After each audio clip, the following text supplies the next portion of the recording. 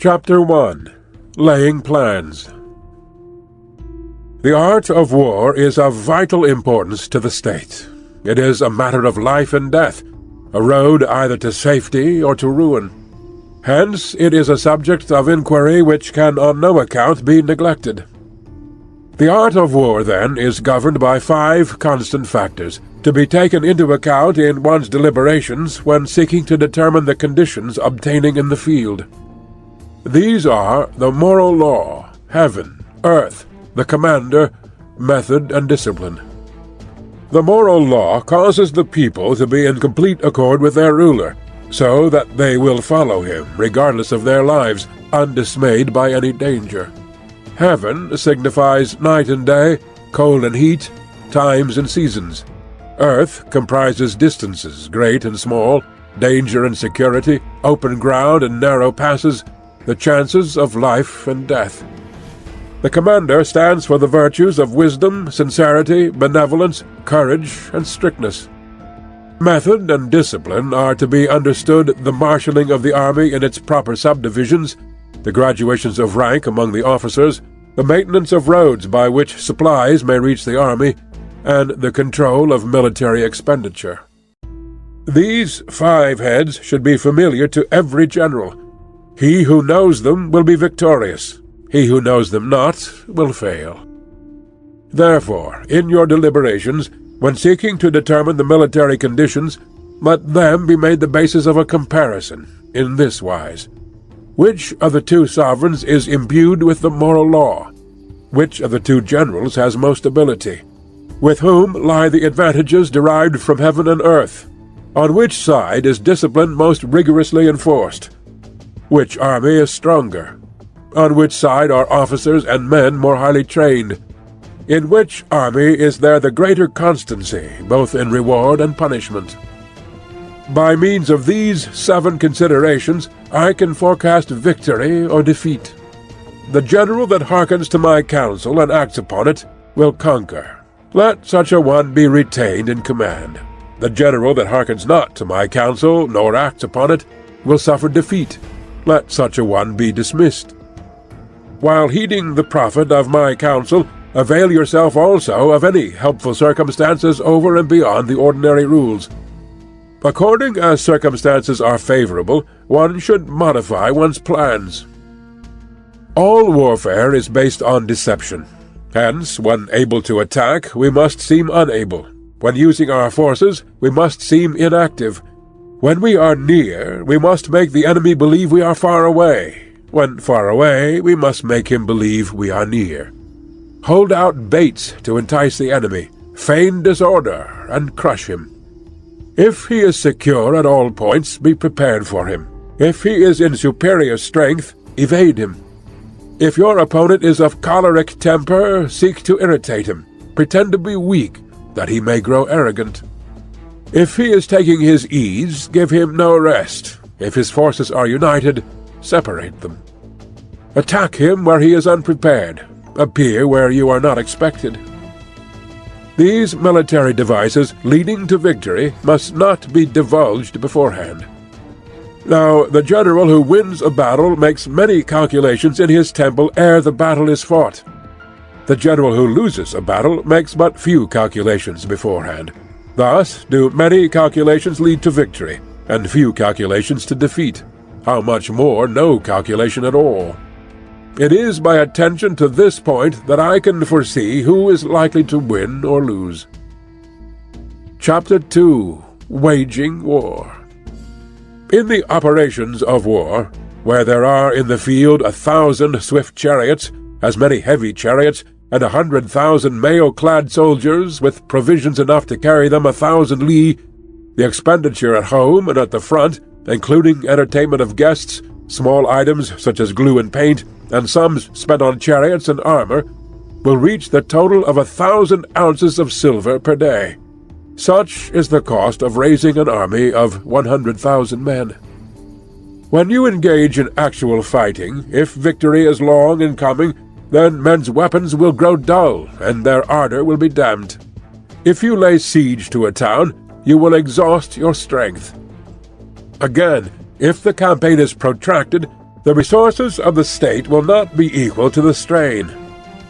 Now, when your weapons are dulled, your ardor damped, your strength exhausted, and your treasure spent, other chieftains will spring up to take advantage of your extremity. Then no man, however wise, will be able to avert the consequences that must ensue. Thus, though we have heard of stupid haste in war, cleverness has never been seen associated with long delays. There is no instance of a country having benefited from prolonged warfare. It is only one who is thoroughly acquainted with the evils of war that can thoroughly understand the profitable way of carrying it on. The skillful soldier does not raise a second levy, neither are his supply wagons loaded more than twice. Bring war material with you from home, but forage on the enemy. Thus the army will have food enough for its needs.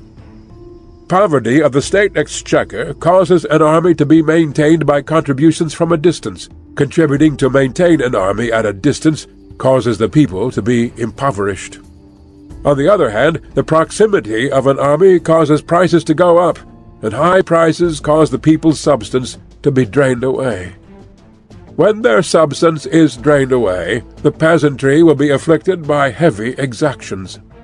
With this loss of substance and exhaustion of strength, the homes of the people will be stripped bare, and 3/10 of their income will be dissipated, while government expenses for broken chariots, worn-out horses, breastplates and helmets, bows and arrows, spears and shields, protective mantles, draft oxen, and heavy wagons will amount to 4/10 of its total revenue. Hence, a wise general makes a point of foraging on the enemy. 1 cartload of the enemy's provisions is equivalent to 20 of one's own, and likewise a single picul of his provender is equivalent to 20 from one's own store. Now, in order to kill the enemy, our men must be roused to anger. That there may be advantage from defeating the enemy, they must have their rewards. Therefore, in chariot fighting, when 10 or more chariots have been taken, those should be rewarded who took the first.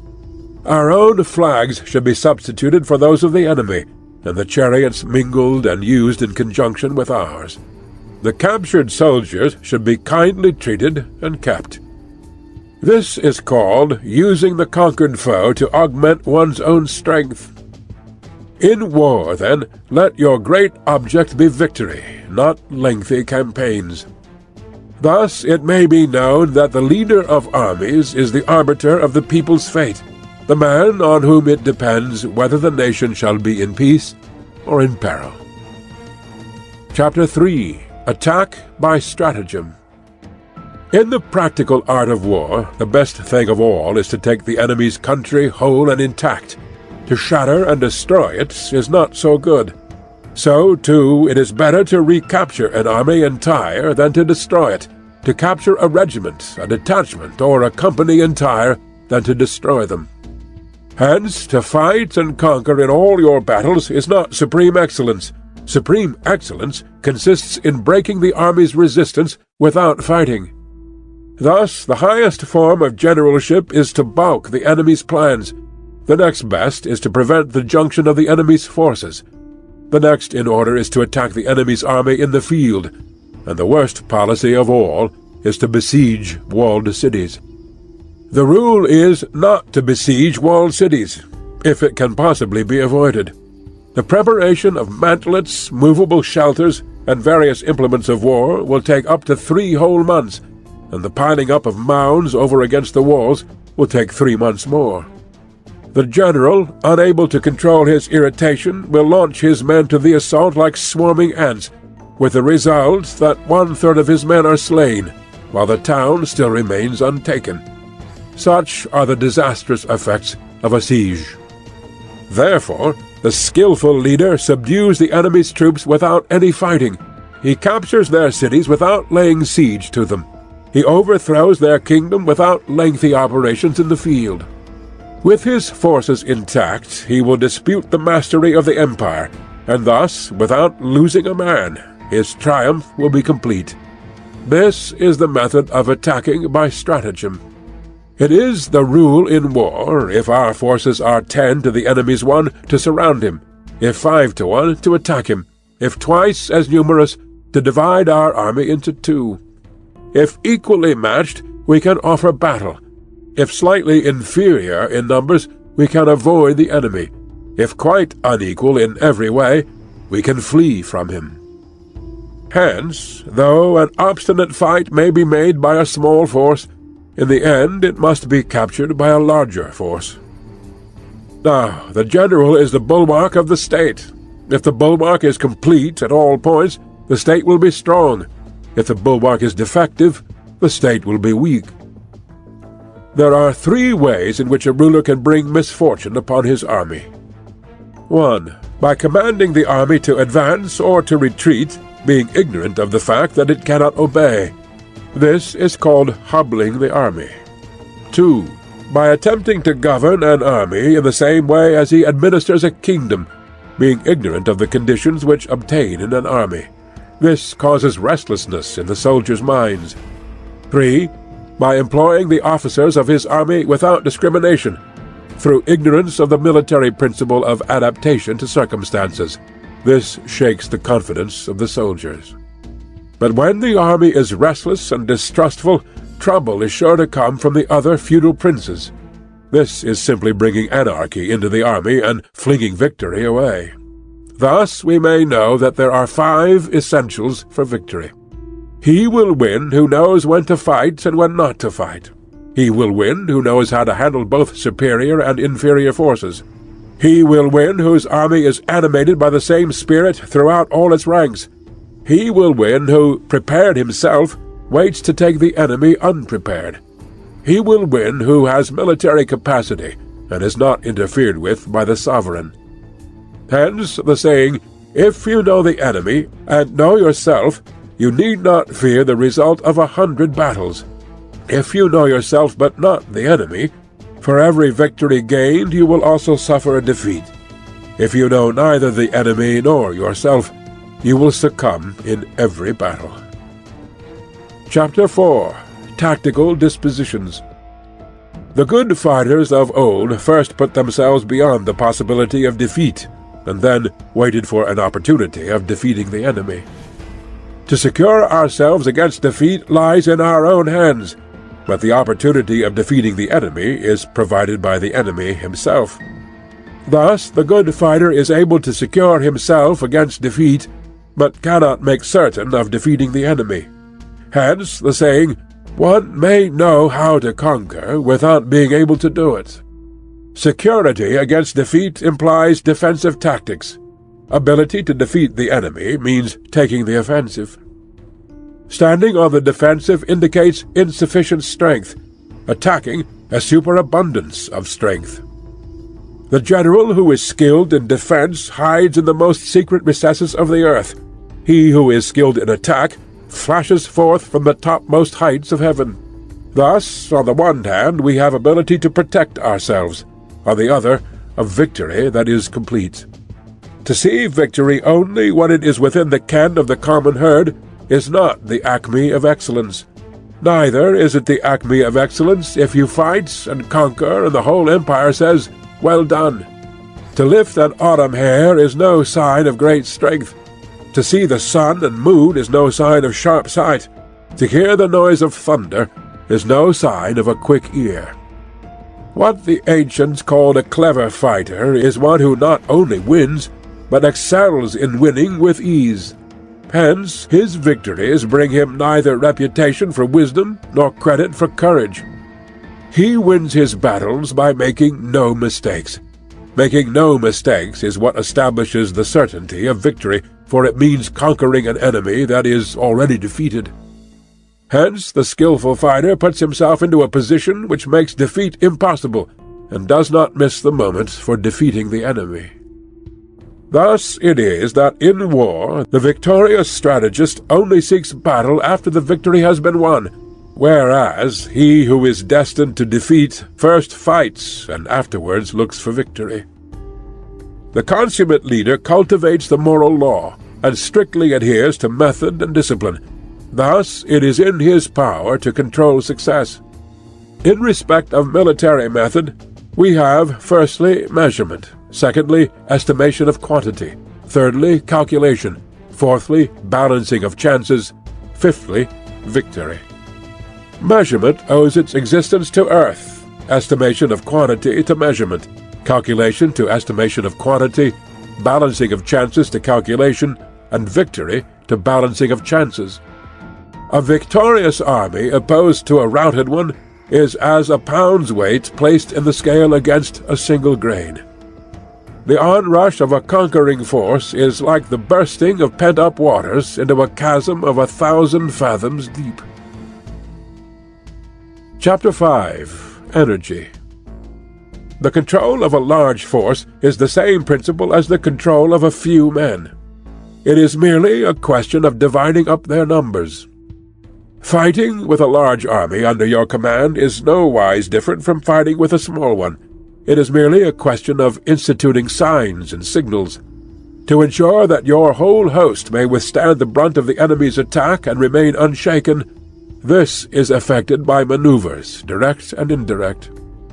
That the impact of your army may be like a grindstone dashed against an egg, this is effected by the science of weak points and strong.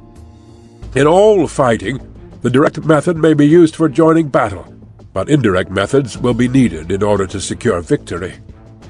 Indirect tactics, efficiently applied, are inexhaustible as heaven and earth, unending as the flow of rivers and streams. Like the sun and moon, they end but to begin anew. Like the 4 seasons, they pass away to return once more. There are not more than 5 musical notes, yet the combinations of these 5 give rise to more melodies than can ever be heard. There are not more than 5 primary colors, blue, yellow, red, white, and black, yet in combination they produce more hues than can ever be seen.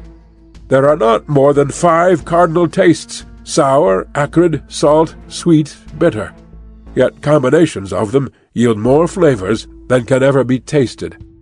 In battle, there are not more than 2 methods of attack, the direct and the indirect, yet these 2 in combination give rise to an endless series of maneuvers. The direct and the indirect lead on to each other in turn. It is like moving in a circle. You never come to an end.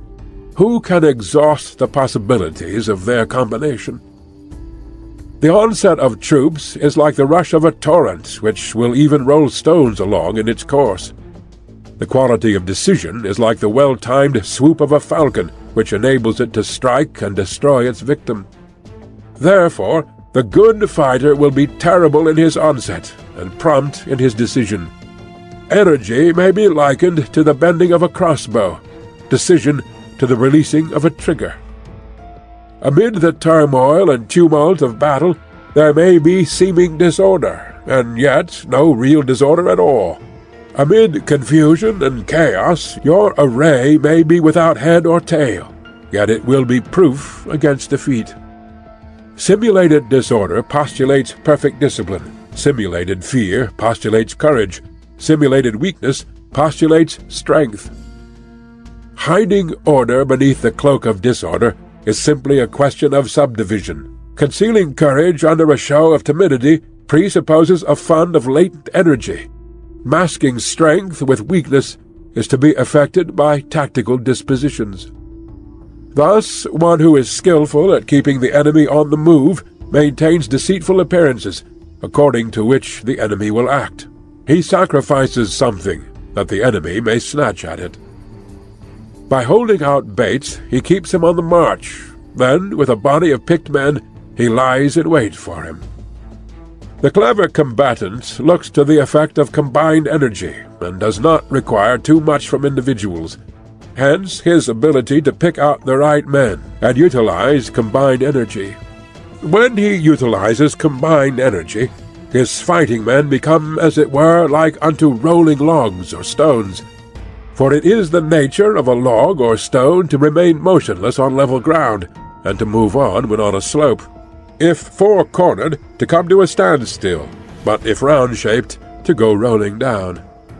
Thus, the energy developed by good fighting men is as the momentum of a round stone rolled down a mountain thousands of feet in height. So much on the subject of energy. Chapter 6. Weak Points and Strong. Whoever is first in the field and awaits the coming of the enemy will be fresh for the fight. Whoever is second in the field and has to hasten to battle will arrive exhausted. Therefore, the clever combatant imposes his will on the enemy, but does not allow the enemy's will to be imposed on him. By holding out advantages to him, he can cause the enemy to approach of his own accord, or, by inflicting damage, he can make it impossible for the enemy to draw near. If the enemy is taking his ease, he can harass him. If well supplied with food, he can starve him out. If quietly encamped, he can force him to move. Appear at points which the enemy must hasten to defend. March swiftly to places where you are not expected. An army may march great distances without distress if it marches through country where the enemy is not. You can be sure of succeeding in your attacks if you only attack places which are undefended. You can assure the safety of your defense if you only hold positions that cannot be attacked. Hence, that general is skillful in attack whose opponent does not know what to defend, and he is skillful in defense whose opponent does not know what to attack. O divine art of subtlety and secrecy! Through you we learn to be invisible, through you inaudible, and hence we can hold the enemy's fate in our hands. You may advance and be absolutely irresistible if you make for the enemy's weak points. You may retire and be safe from pursuit if your movements are more rapid than those of the enemy. If we wish to fight, the enemy can be forced to an engagement even though he be sheltered behind a high rampart and a deep ditch. All we need do is attack some other place that he will be obliged to relieve.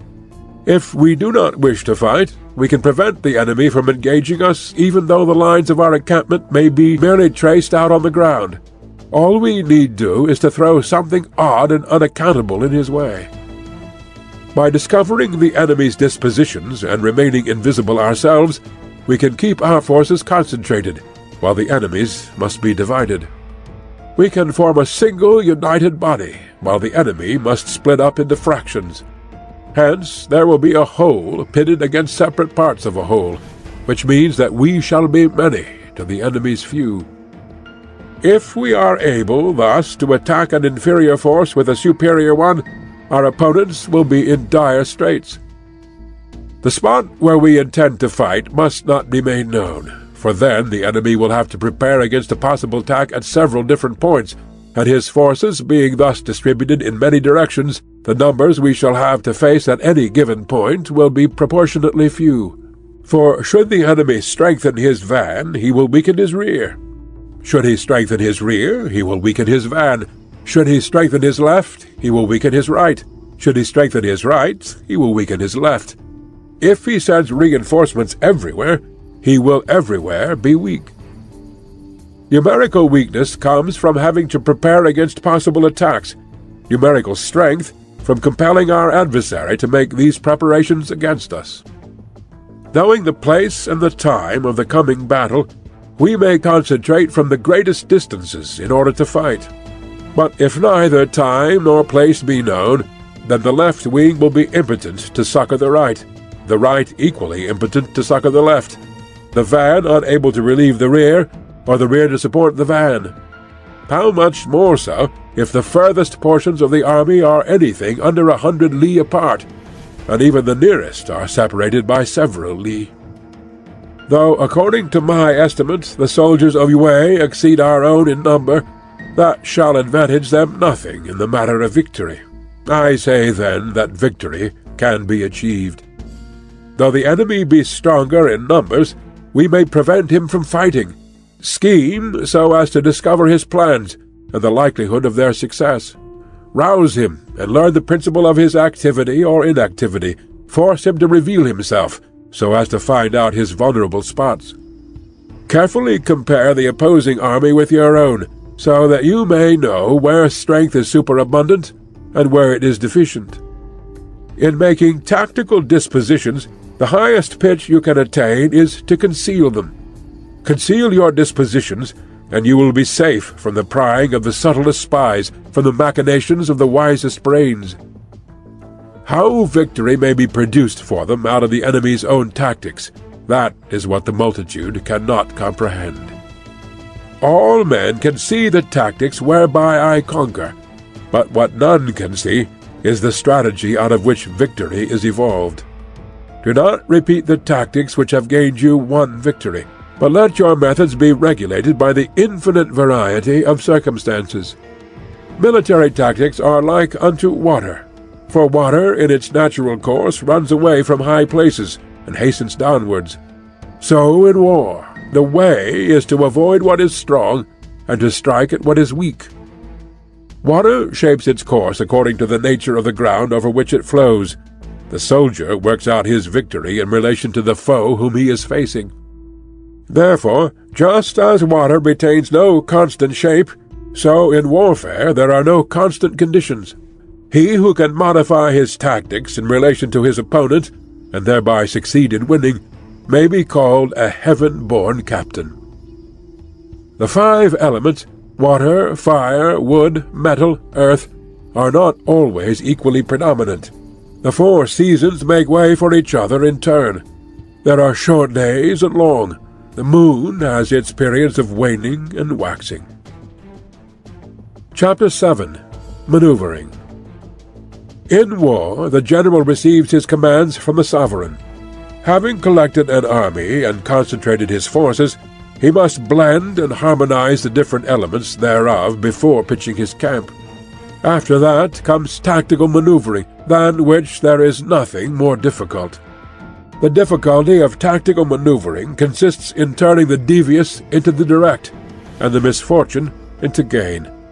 Thus, to take a long and circuitous route, after enticing the enemy out of the way, and those starting after him, to contrive to reach the goal before him, shows knowledge of the artifice of deviation. Maneuvering with an army is advantageous, with an undisciplined multitude most dangerous. If you set a fully equipped army in march in order to snatch an advantage, the chances are that you will be too late. On the other hand, to detach a flying column for the purpose involves the sacrifice of its baggage and stores. Thus, if you order your men to roll up their buff coats and make forced marches without halting day or night, covering double the usual distance at a stretch, doing 100 li in order to wrest an advantage, the leaders of all your 3 divisions will fall into the hands of the enemy. The stronger men will be in front, the jaded ones will fall behind, and on this plan only 1/10 of your army will reach its destination. If you march 50 li in order to outmaneuver the enemy, you will lose the leader of your 1st division, and only half your force will reach the goal. If you march 30 li with the same object, 2/3 of your army will arrive. We may take it, then, that an army without its baggage train is lost. Without provisions it is lost. Without basis of supply it is lost. We cannot enter into alliances until we are acquainted with the designs of our neighbors. We are not fit to lead an army on the march unless we are familiar with the face of the country, its mountains and forests, its pitfalls and precipices, its marshes and swamps. We shall be unable to turn natural advantage to account unless we make use of local guides. In war, practice dissimulation, and you will succeed. Whether to concentrate or to divide your troops must be decided by circumstances. Let your rapidity be that of the wind, your compactness that of the forest. In raiding and plundering be like fire, in immovability like a mountain.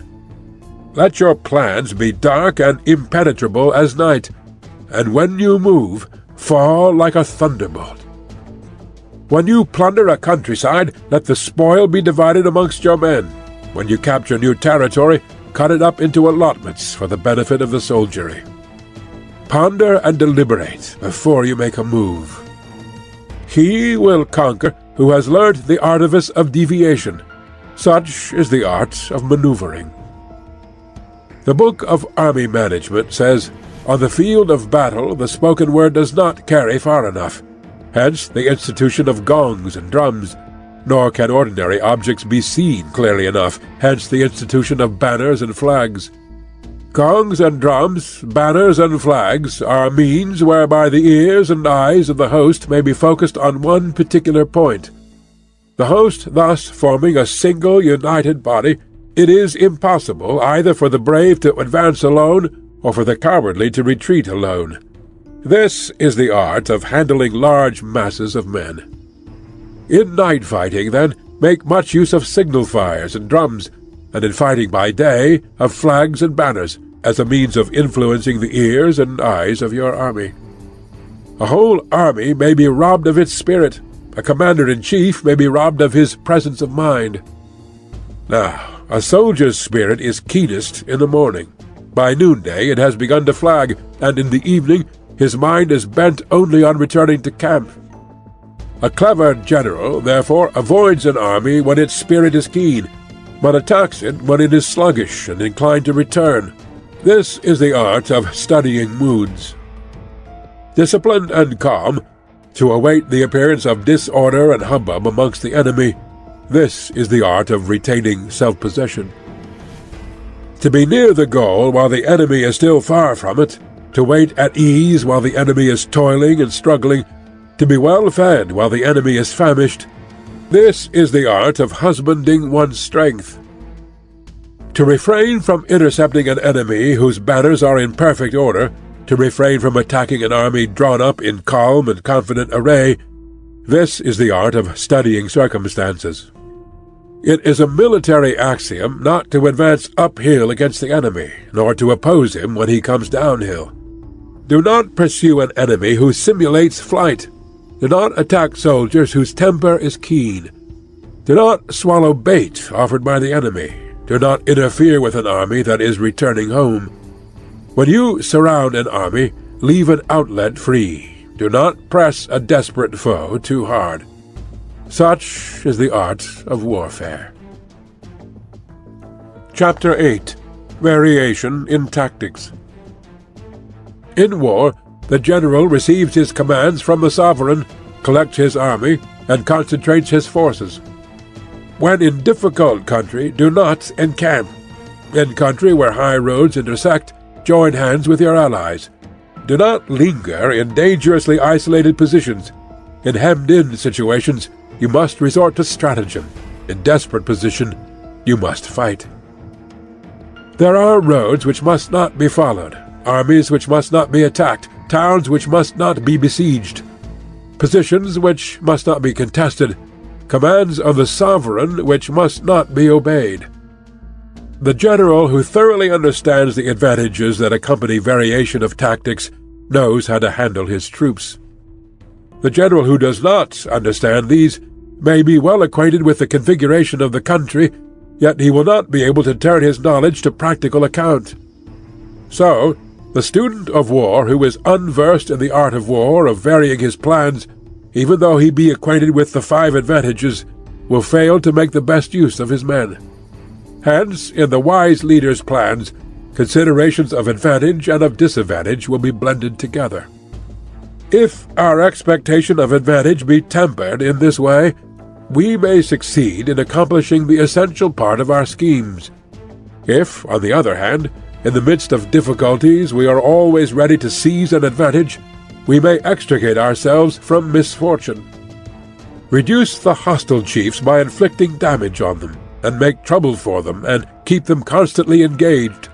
Hold out specious allurements, and make them rush to any given point. The art of war teaches us to rely not on the likelihood of the enemy's not coming, but on our own readiness to receive him, not on the chance of his not attacking, but rather on the fact that we have made our position unassailable. There are 5 dangerous faults which may affect a general. Recklessness, which leads to destruction. Cowardice, which leads to capture. A hasty temper, which can be provoked by insults. A delicacy of honor, which is sensitive to shame. Over-solicitude for his men, which exposes him to worry and trouble. These are the 5 besetting sins of a general, ruinous to the conduct of war. When an army is overthrown and its leader slain, the cause will surely be found among these 5 dangerous faults. Let them be a subject of meditation. Chapter 9. The Army on the March. We come now to the question of encamping the army and observing signs of the enemy. Pass quickly over mountains, and keep in the neighborhood of valleys. Camp in high places, facing the sun. Do not climb heights in order to fight. So much for mountain warfare. After crossing a river, you should get far away from it. When an invading force crosses a river in its onward march, do not advance to meet it in midstream.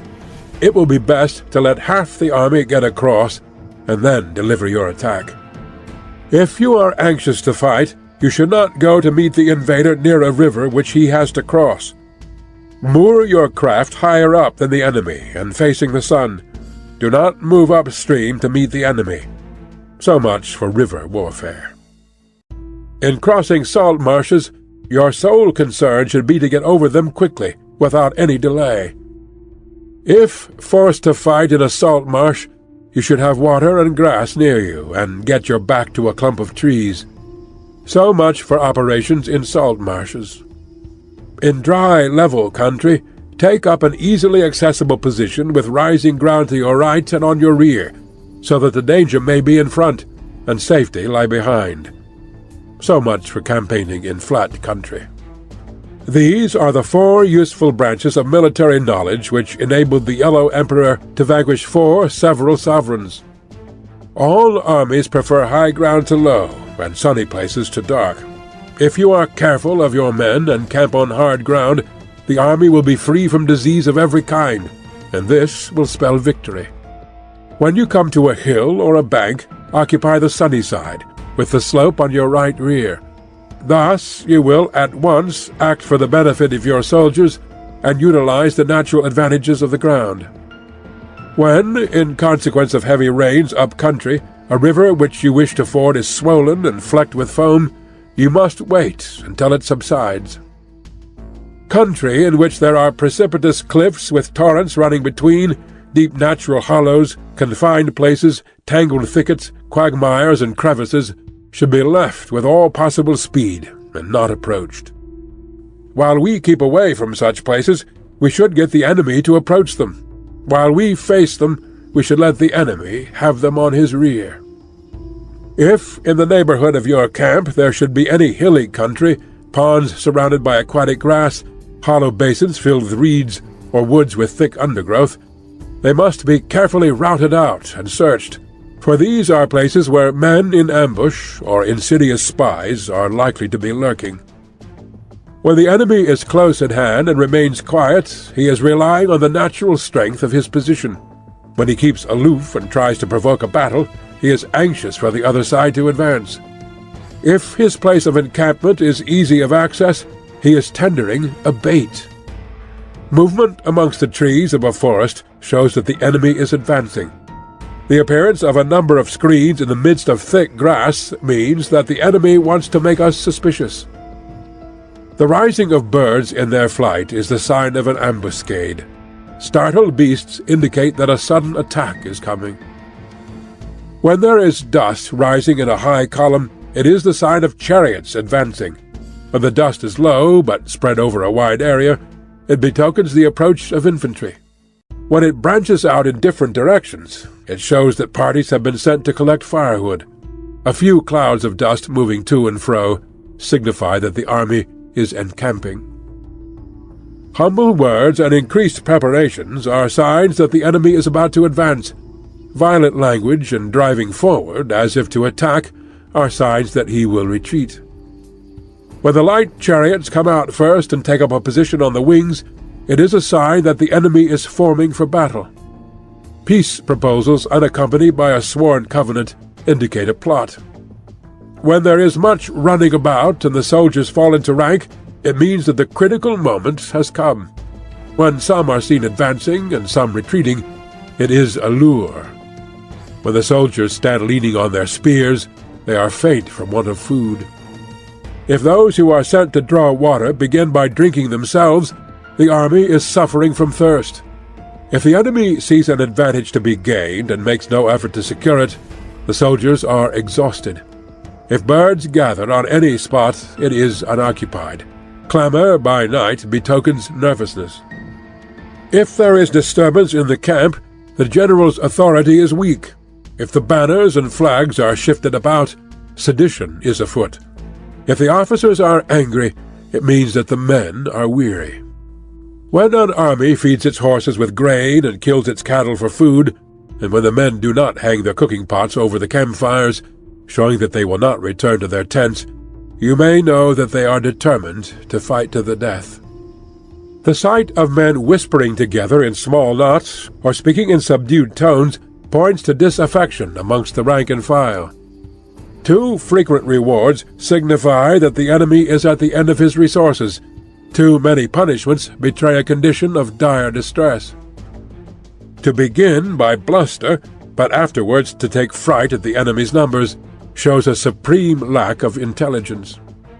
When envoys are sent with compliments in their mouths, it is a sign that the enemy wishes for a truce. If the enemy's troops march up angrily and remain facing ours for a long time without either joining battle or taking themselves off again, the situation is one that demands great vigilance and circumspection. If our troops are no more in number than the enemy, that is amply sufficient. It only means that no direct attack can be made. What we can do is simply to concentrate all our available strength, keep a close watch on the enemy, and obtain reinforcements. He who exercises no forethought, but makes light of his opponents, is sure to be captured by them. If soldiers are punished before they have grown attached to you, they will not prove submissive, and unless submissive, they will be practically useless. If, when the soldiers have become attached to you, punishments are not enforced, they will still be useless. Therefore, soldiers must be treated in the first instance with humanity, but kept under control by means of iron discipline. This is a certain road to victory. If, in training soldiers, commands are habitually enforced, the army will be well disciplined. If not, its discipline will be bad. If a general shows confidence in his men, but always insists on his orders being obeyed, the gain will be mutual. Chapter 10. Terrain. We may distinguish 6 kinds of terrain, to wit, accessible ground, entangling ground, temporizing ground, narrow passes, precipitous heights, positions at a great distance from the enemy. Ground which can be freely traversed by both sides is called accessible. With regard to ground of this nature, be before the enemy in occupying the raised and sunny spots, and carefully guard your line of supplies. Then you will be able to fight with advantage. Ground which can be abandoned but is hard to reoccupy is called entangling. From a position of this sort, if the enemy is unprepared, you may sally forth and defeat him. But if the enemy is prepared for your coming, and you fail to defeat him, then, return being impossible, disaster will ensue. When the position is such that neither side will gain by making the first move, it is called temporizing ground. In a position of this sort, even though the enemy should offer us an attractive bait, it will be advisable not to stir forth, but rather to retreat, thus enticing the enemy in his turn. Then, when part of his army has come out, we may deliver our attack with advantage. With regard to narrow passes, if you can occupy them first, let them be strongly garrisoned and await the advent of the enemy. Should the army forestall you in occupying a pass, do not go after him if the pass is fully garrisoned, but only if it is weakly garrisoned. With regard to precipitous heights, if you are beforehand with your adversary, you should occupy the raised and sunny spots, and there wait for him to come up. If the enemy has occupied them before you, do not follow him, but retreat and try to entice him away. If you are situated at a great distance from the enemy, and the strength of the two armies is equal, it is not easy to provoke a battle, and fighting will be to your disadvantage. These 6 are the principles connected with earth. The general who has attained a responsible post must be careful to study them. Now, the army is exposed to 6 several calamities, not arising from natural causes, but from faults for which the general is responsible. These are flight, insubordination, collapse, ruin, disorganization, rout. Other conditions being equal, if one force is hurled against another 10 times its size, the result will be the flight of the former. When the common soldiers are too strong and their officers too weak, the result is insubordination. When the officers are too strong and the common soldiers too weak, the result is collapse. When the higher officers are angry and insubordinate, and on meeting the enemy give battle on their own account from a feeling of resentment, before the commander-in-chief can tell whether or not he is in a position to fight, the result is ruin. When the general is weak and without authority, when his orders are not clear and distinct, when there are no fixed duties assigned to officers and men, and the ranks are formed in a slovenly, haphazard manner, the result is utter disorganization. When a general, unable to estimate the enemy's strength, allows an inferior force to engage a larger one, or hurls a weak detachment against a powerful one, and neglects to place picked soldiers in the front rank, the result must be rout. These are 6 ways of courting defeat, which must be carefully noted by the general who has attained a responsible post. The natural formation of the country is the soldier's best ally, but a power of estimating the adversary, of controlling the forces of victory, and of shrewdly calculating difficulties, dangers, and distances, constitutes the test of a great general. He who knows these things, and in fighting puts his knowledge into practice, will win his battles. He who knows them not, nor practices them, will surely be defeated. If fighting is sure to result in victory, then you must fight, even though the ruler forbid it. If fighting will not result in victory, then you must not fight, even at the ruler's bidding. The general who advances without coveting fame, and retreats without fearing disgrace, whose only thought is to protect his country and do good service for his sovereign, is the jewel of the kingdom.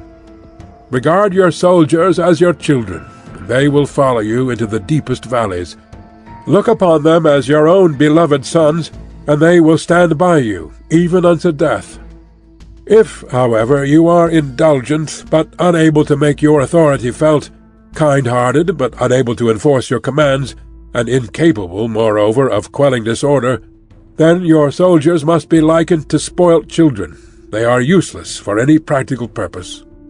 If we know that our own men are in a condition to attack, but are unaware that the enemy is not open to attack, we have gone only halfway towards victory. If we know that the enemy is open to attack, but are unaware that our own men are not in a condition to attack, we have gone only halfway towards victory.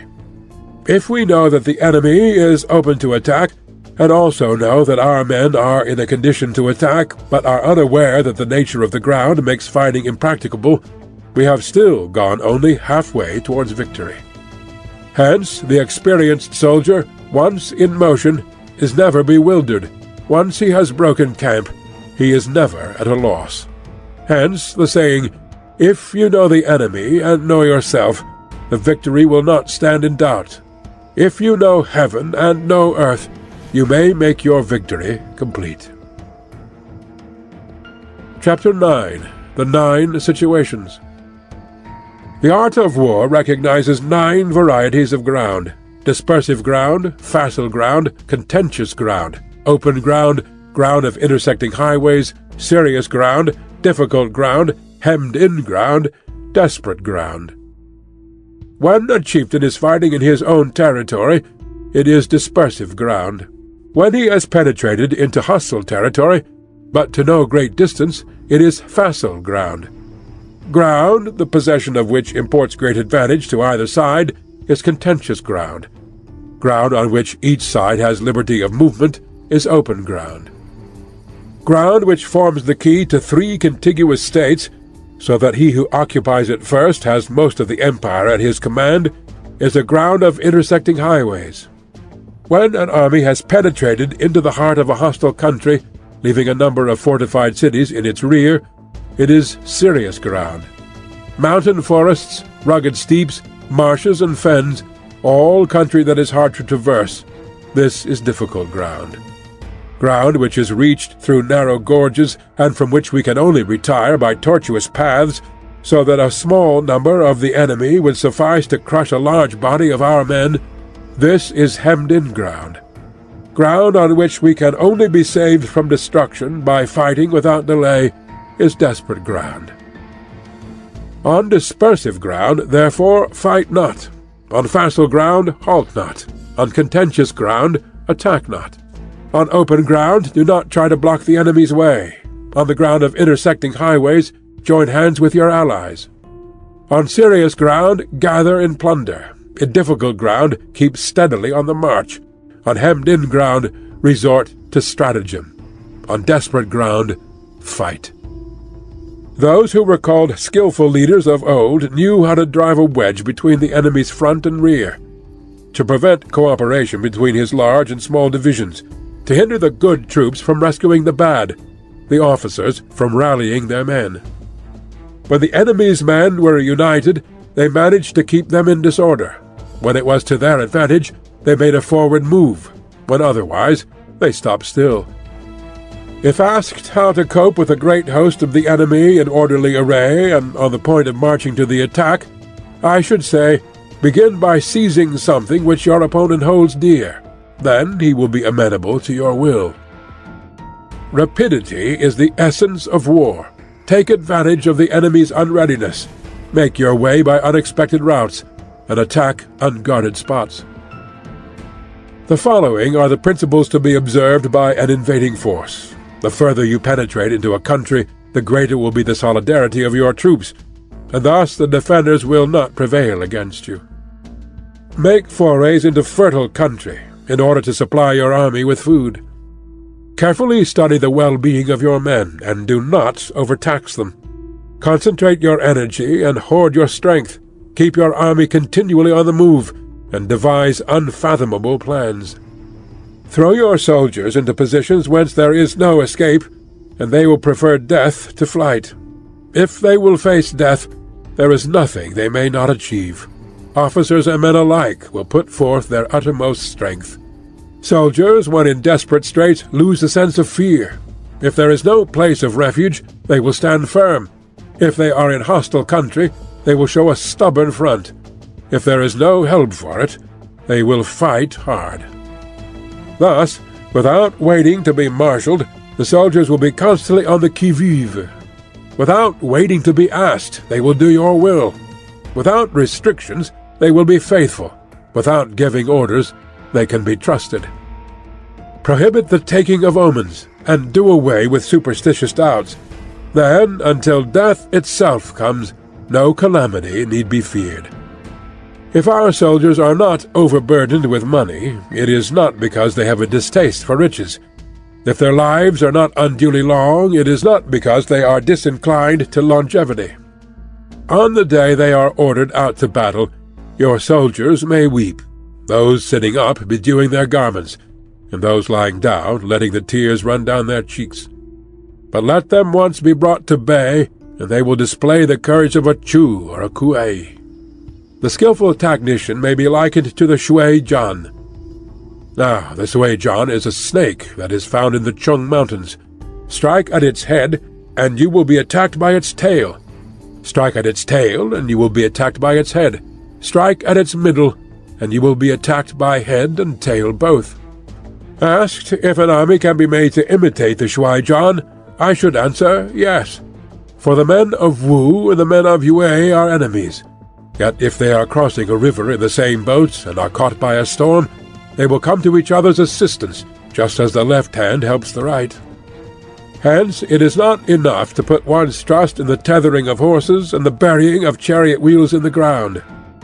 The principle on which to manage an army is to set up one standard of courage which all must reach.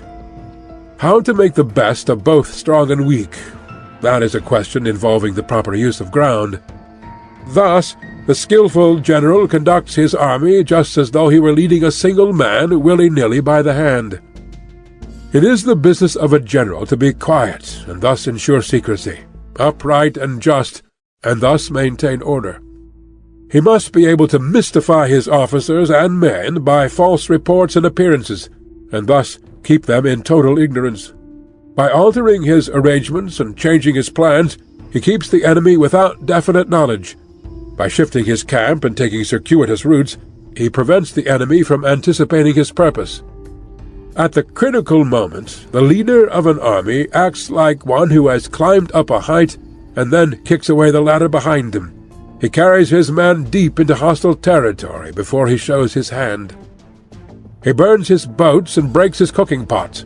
Like a shepherd driving a flock of sheep, he drives his men this way and that, and nothing knows whither he is going. To muster his host and bring it into danger, this may be termed the business of the general.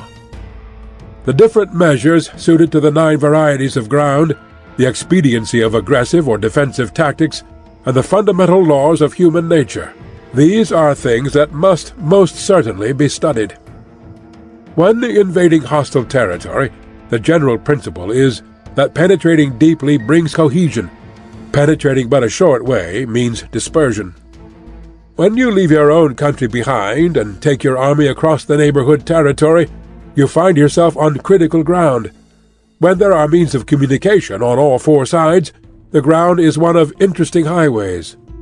When you penetrate deeply into a country, it is serious ground. When you penetrate but a little way, it is facile ground. When you have the enemy's strongholds on your rear and narrow passes in front, it is hemmed-in ground. When there is no place of refuge at all, it is desperate ground.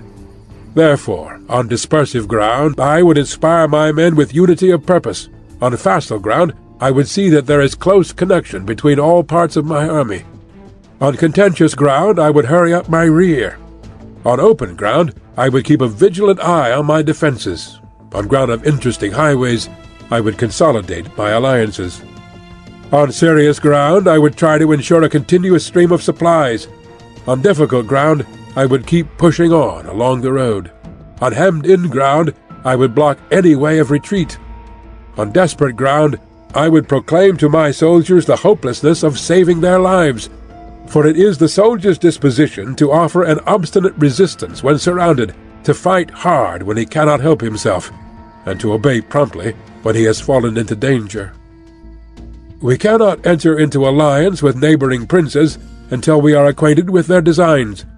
We are not fit to lead an army on the march unless we are familiar with the face of the country, its mountains and forests, its pitfalls and precipices, its marshes and swamps. We shall be unable to turn natural advantages to account unless we make use of local guides. To be ignored of any one of the following 4 or 5 principles does not befit a warlike prince. When a warlike prince attacks a powerful state, his generalship shows itself in preventing the concentration of the enemy's forces. He overawes his opponents, and their allies are prevented from joining against him. Hence he does not strive to ally himself with all and sundry, nor does he foster the power of other states. He carries out his own secret designs, keeping his antagonists in awe. Thus he is able to capture their cities and overthrow their kingdoms. Bestow rewards without regard to rule, issue orders without regard to previous arrangements, and you will be able to handle a whole army as though you had to do with but a single man. Confront your soldiers with the deed itself. Never let them know your design. When the outlook is bright, bring it before their eyes, but tell them nothing when the situation is gloomy. Place your army in deadly peril, and it will survive. Plunge it into desperate straits, and it will come off in safety. For it is precisely when a force has fallen into harm's way that it is capable of striking a blow for victory. Success in warfare is gained by carefully accommodating ourselves to the enemy's purpose. By persistently hanging on the enemy's flank, we shall succeed in the long run in killing the commander-in-chief. This is called ability to accomplish a thing by sheer cunning. On the day that you take up your command, block the frontier passes, destroy the official tallies, and stop the passage of all emissaries. Be stern in the council chamber, so that you may control the situation. If the enemy leaves a door open, you must rush in. Forestall your opponent by seizing what he holds dear, and subtly contrive to time his arrival on the ground. Walk in the path defined by rule, and accommodate yourself to the enemy until you can fight a decisive battle. At first, then, exhibit the coyness of a maiden until the enemy gives you an opening. Afterwards, emulate the rapidity of a running hare, and it will be too late for the enemy to oppose you. Chapter 12. The Attack by Fire. There are 5 ways of attacking with fire. The first is to burn soldiers in their camp. The second is to burn stores. The third is to burn baggage trains. The fourth is to burn arsenals and magazines. The fifth is to hurl dropping fire amongst the enemy. In order to carry out an attack, we must have means available. The material for raising fire should always be kept in readiness. There is a proper season for making attacks with fire, and special days for starting a conflagration. The proper season is when the weather is very dry. The special days are those when the moon is in the constellations of the sieve, the wall, the ring, or the crossbar, for these 4 are all days of rising wind. In attacking with fire, one should be prepared to meet 5 possible developments. When fire breaks out inside the enemy's camp, respond at once with an attack from without. If there is an outbreak of fire, but the enemy's soldiers remain quiet, bide your time and do not attack. When the force of the flames has reached its height, follow it up with an attack, if that is practicable. If not, stay where you are. If it is possible to make an assault with fire from without, do not wait for it to break out within, but deliver your attack at a favorable moment. When you start a fire, be to windward of it. Do not attack from the leeward. A wind that rises in the daytime lasts long, but a night breeze soon falls. In every army, the 5 developments connected with fire must be known, the movements of the stars calculated, and a watch kept for the proper days. Hence, those who use fire as an aid to the attack show intelligence. Those who use water as an aid to the attack gain an accession of strength. By means of water, an enemy may be intercepted, but not robbed of all his belongings. Unhappy is the fate of one who tries to win his battles and succeed in his attacks without cultivating the spirit of enterprise, for the result is waste of time and general stagnation. Hence the saying, "The enlightened ruler lays his plans well ahead. The good general cultivates his resources." Move not unless you see an advantage. Use not your troops unless there is something to be gained. Fight not unless the position is critical. No ruler should put troops into the field merely to gratify his own spleen. No general should fight a battle simply out of pique. If it is to your advantage, make a forward move. If not, stay where you are. Anger may in time change to gladness. Vexation may be succeeded by content. But a kingdom that has once been destroyed can never come again into being, nor can the dead ever be brought back to life. Hence the enlightened ruler is heedful, and the good general full of caution. This is the way to keep a country at peace and an army intact. Chapter 13. The Use of Spies. Raising a host of 100,000 men and marching them great distances entails heavy loss on the people and a drain on the resources of the state. The daily expenditure will amount to 1,000 ounces of silver. There will be commotion at home and abroad, and men will drop down exhausted on the highways. As many as 700,000 families will be impeded in their labor. Hostile armies may face each other for years, striving for the victory which is decided in a single day. This being so, to remain in ignorance of the enemy's condition simply because one grudges the outlay of 100 ounces of silver in honors and emoluments is the height of inhumanity. One who acts thus is no leader of men, no present help to his sovereign, no master of victory. Thus, what enables the wise sovereign and the good general to strike and conquer and achieve things beyond the reach of ordinary men is foreknowledge. Now this foreknowledge cannot be elicited from spirits. It cannot be obtained inductively from experience, nor by any deductive calculation. Knowledge of the enemy's dispositions can only be obtained from other men. Hence the use of spies, of whom there are 5 classes: local spies, inward spies, converted spies, doomed spies, surviving spies. When these 5 kinds of spy are all at work, none can discover the secret system. This is called divine manipulation of the threads.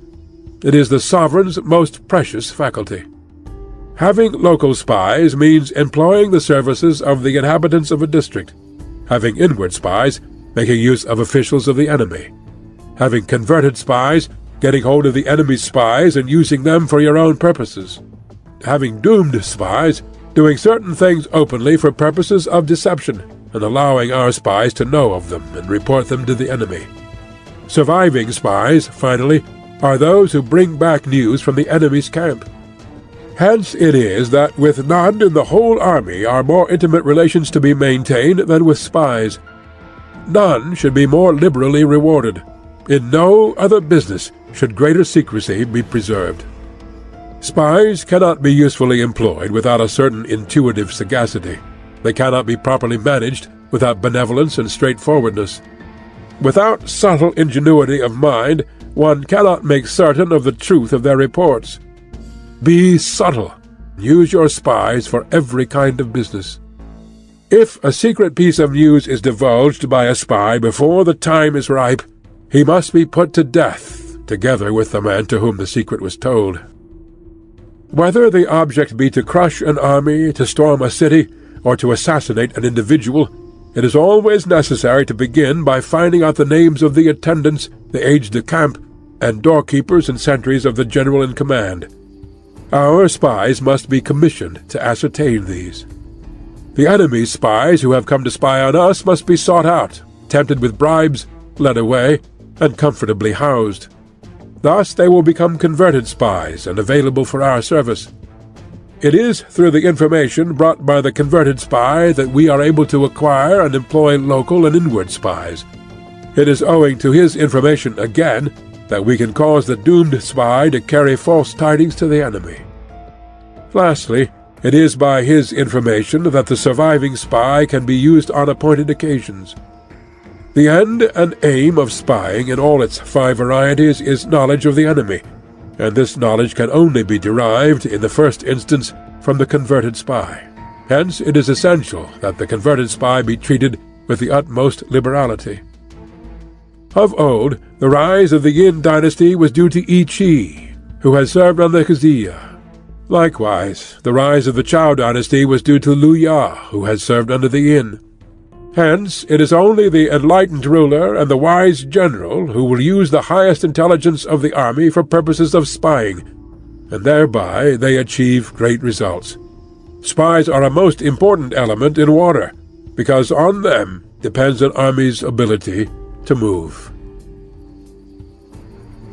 End of The Art of War by Sun Tzu.